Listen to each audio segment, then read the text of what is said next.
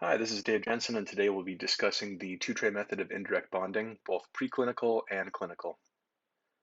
So to begin with, you will have your prepared trays that was done in the previous video of placing the brackets within the two-tray material.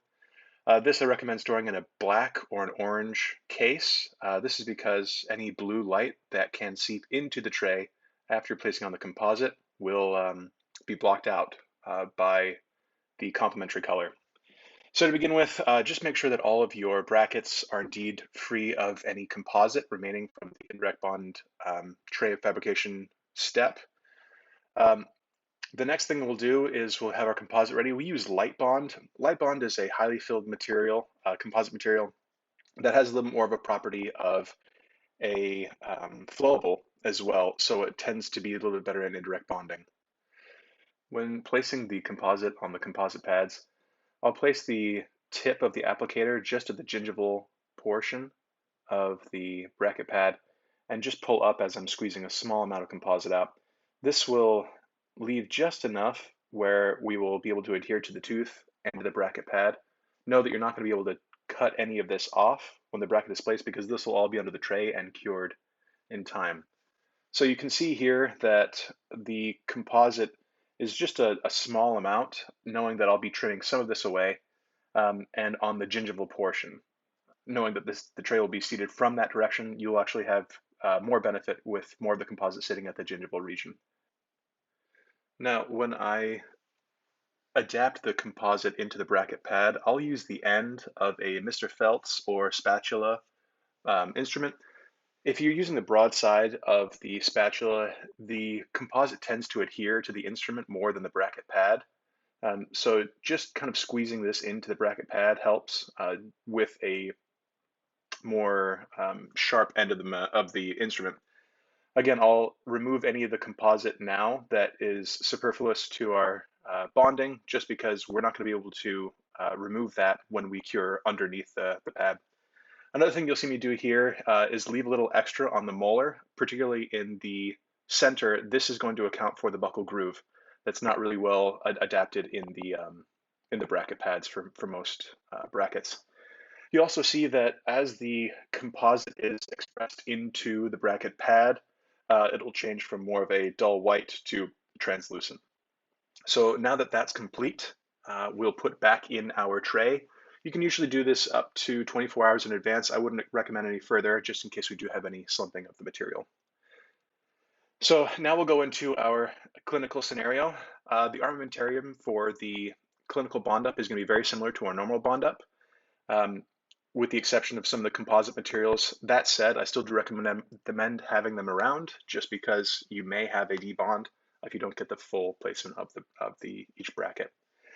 So first I'll do is make sure that the teeth are clean and that any of the pellicle is removed, focusing specifically on gingival level of teeth that are ectopic, like that canine there, as they are difficult to keep clean for most people.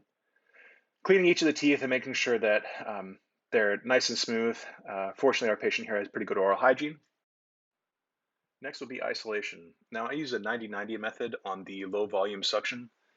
This is to accomplish a few different things. First, you want isolation, disocclusion, and suction. And so you see, I do a lot of different bends on this just to make sure that he's biting down on the second molars. This will allow the teeth to be disoccluded, suction in a localized area, particularly the second molar, which is the most difficult to obtain, and it will allow the tongue to be retracted.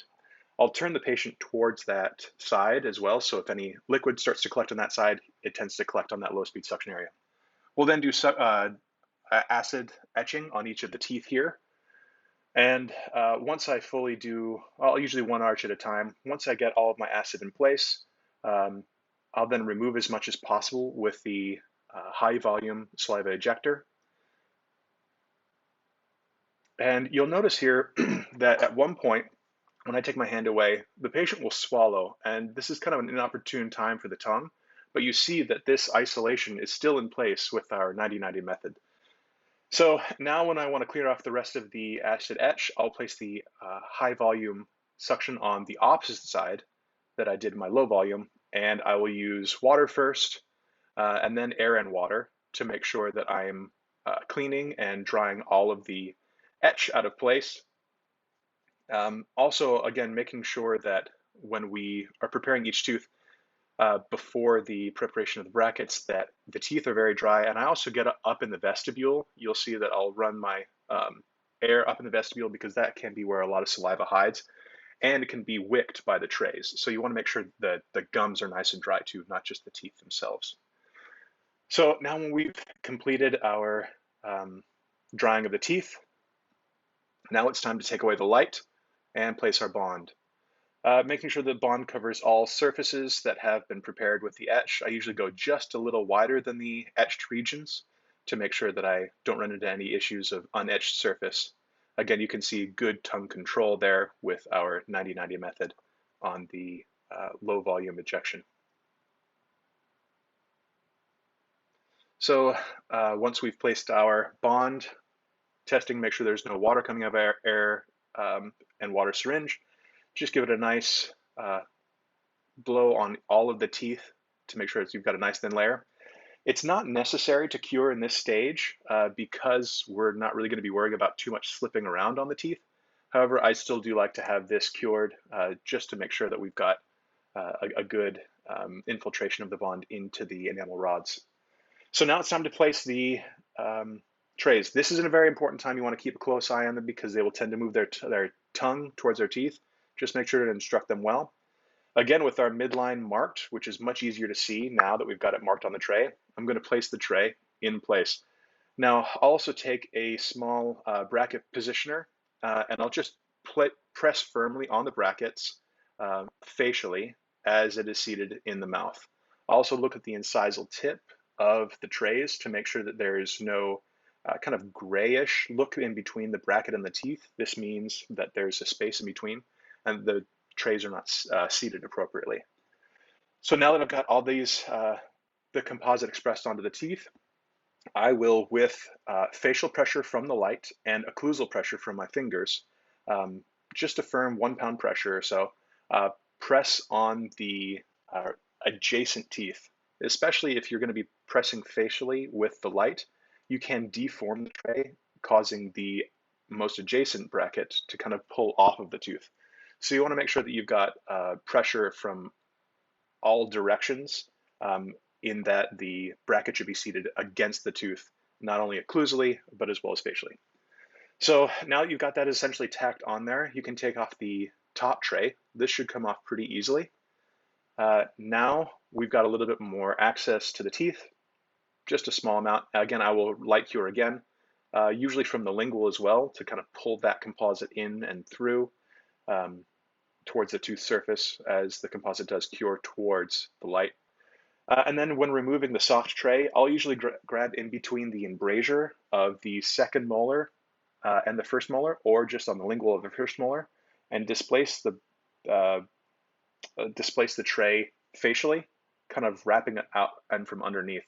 This will allow the wings that may or may not be slightly undercut by this soft material to be disengaged a little bit more easily with a slight deformation of the tray. If I don't get it coming off from one full side, I'll come from the other side. You'll find that maybe sometimes some of the wings will kind of grab a hold of it. Just take it and slowly just kind of wiggle it out. You find that it kind of catches there on that back molar. So I just kind of give a little more pressure and then it pops right on out.